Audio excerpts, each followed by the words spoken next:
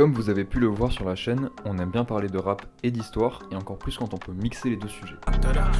Aujourd'hui on s'embarque dans l'histoire du rap, de sa naissance et de comment le hip-hop s'est démocratisé à New York dans les années 70. Tout commence le mercredi 13 juillet 1977, mais avant de parler de l'événement en lui-même, il faut qu'on revienne un peu en arrière sur ce qui se passe à New York à l'époque. Nous sommes au lendemain de la guerre israélo-arabe du Kippour. 5 pays producteurs de pétrole décrètent un embargo sur les pays alliés d'Israël et multiplient le prix du pétrole par 4. Le baril passe à 11 $, c'est le premier choc pétrolier. Après 1973, New York est endetté à hauteur de 3 milliards de dollars et ça va avoir pour conséquence de nombreuses coupures budgétaires dans des écoles, des hôpitaux ou encore des postes de police de la ville. Et beaucoup d'Afro-Américains ou de populations latines seront licenciés.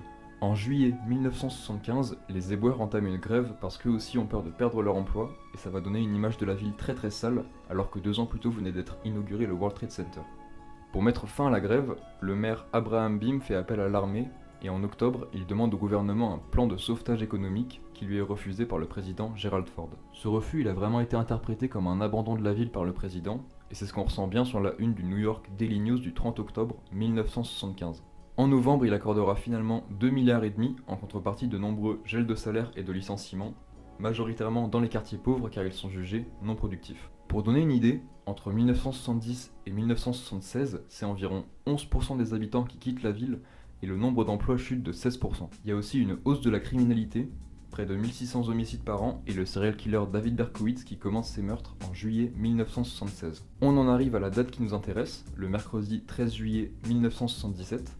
Et ce qui arrive dans la soirée, c'est une énorme coupure de courant qui va plonger toute la ville dans le noir pendant 25 longues heures. Bon, c'est un peu plus compliqué que ça, c'est pas simplement un éclair qui a fait disjoncter toute la ville, et c'est mieux expliqué dans ce documentaire.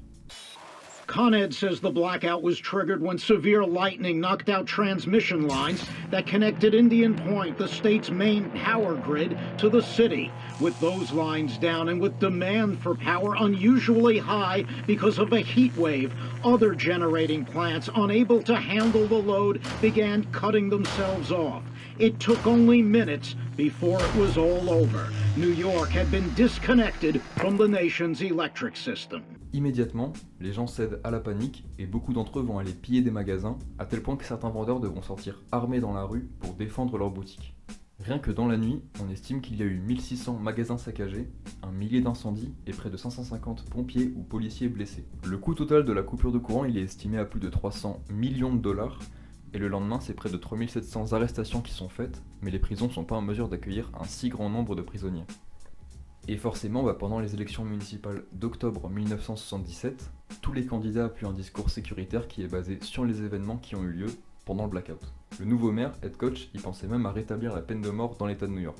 Et c'est à peu près à ce moment-là que le stop and frisk commence à se généraliser dans la police de New York et qu'on va interpeller tous les individus qu'on soupçonne d'avoir commis un crime, mais ça va dériver rapidement en un outil de discrimination raciale, ce qui sera très critiqué. Et au début des années 80, il y a 2 criminologues d'Harvard qui vont élaborer la théorie de la vitre brisée, selon laquelle donc, si des actes d'incivilité sont commis, comme par exemple casser des vitres ou taguer des graffitis, ça va engendrer un sentiment collectif d'impunité et d'insécurité qui va à son tour engendrer des actes plus graves comme des crimes. Le maire dont j'ai parlé juste avant, Ed Koch, il base une grande partie de sa politique sur la lutte contre les graffitis. Et par exemple une interview où il explique qu'il aurait voulu mettre sous certains ponts des chiens ou des loups sauvages afin de décourager les graffeurs. Mais au-delà de cette tolérance zéro, Ed Koch c'est aussi l'homme qui a réussi à sauver l'économie de la ville et c'est pour cette raison qu'il reste considéré comme l'un des meilleurs maires que la ville ait jamais eu.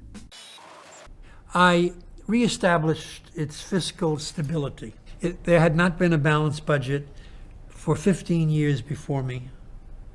And the state legislature gave me 4 years within which to balance the budget, or we go into bankruptcy, which was not an option for me.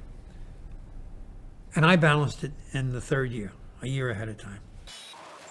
Le maire suivant, David Dinkins, est le premier maire afro-américain de New York, élu en 1990 et qui fonde une grande partie de sa campagne sur la lutte contre les conflits sociaux de la ville. Malgré ça, son mandat il va être très court, seulement 3 ans, puisqu'il va traverser différentes crises qui vont le décrédibiliser aux yeux des New-Yorkais. Le prochain maire, Rudy Giuliani, qui sera au poste jusqu'en 2001 et qui est maintenant l'avocat de Donald Trump, renforce encore la sécurité dans la ville et c'est sous son mandat qu'augmentent les contrôles aux faciès des Afro-Américains. Il y a l'historienne Kim Phillips-Fein qui a sorti un livre en 2018 qui s'appelle Fear City et qui retrace toute l'histoire de New York depuis les années 70. Et de ce que j'ai compris, même si j'ai pas lu le livre, c'est que le blackout c'est une sorte de point de départ pour toutes les politiques de répression qui ont suivi envers les personnes pauvres à New York et que je vous ai énumérées juste avant.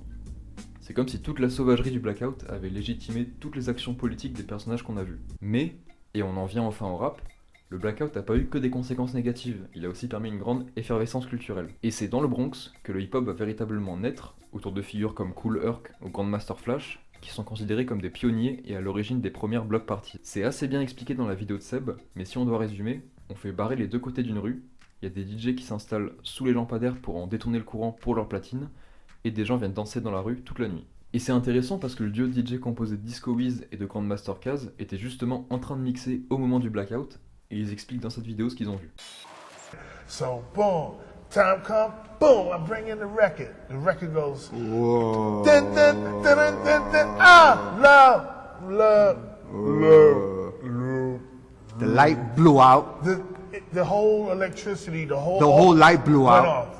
The whole set went off. 2 lights And blew then out. The street lights started going out one at a time, all the way up the block, like poof, poof, poof, poof, poof. We looked at each other. We said, what We happened? looked at each other. We thought we blew We out. thought the we street. did it. Then we started hearing smashing windows and Gates started coming Gates started down on the going down. bodegas. The stores started closing up, but they couldn't close fast enough.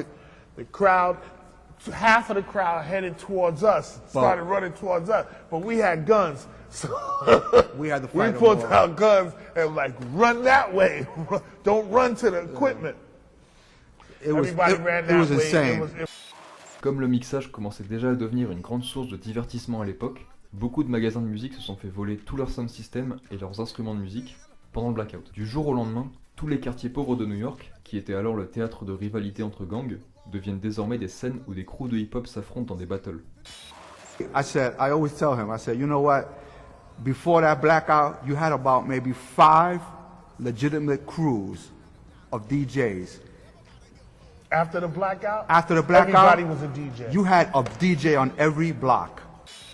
Et la première brique, qui vient vraiment établir le hip-hop, c'est sa première maison de disques, Sugar Hill Records, qui est fondée en 1979 par Joe et Sylvia Robinson. Ses plus grands tubes seront les morceaux Rapper's Delight, sorti la même année et qui s'écoulera à près de 2 millions d'exemplaires, ou encore le morceau The Message de Grandmaster Flash, sorti en 1982.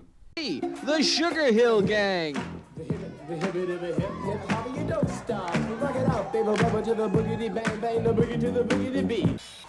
Ainsi on comprend que la minorité qui était persécutée politiquement a finalement réussi à prendre le pouvoir par la révolution culturelle qui a engendré de nombreux bouleversements dans notre industrie musicale, auxquels on assiste aujourd'hui quand on voit la place prépondérante qui occupe le rap. On espère que la vidéo vous aura plu, n'hésitez pas à laisser un like si c'est le cas, ou à nous dire en commentaire ce que vous en avez pensé, et n'oubliez pas de vous abonner à Cafouche pour ne rien rater des prochaines vidéos.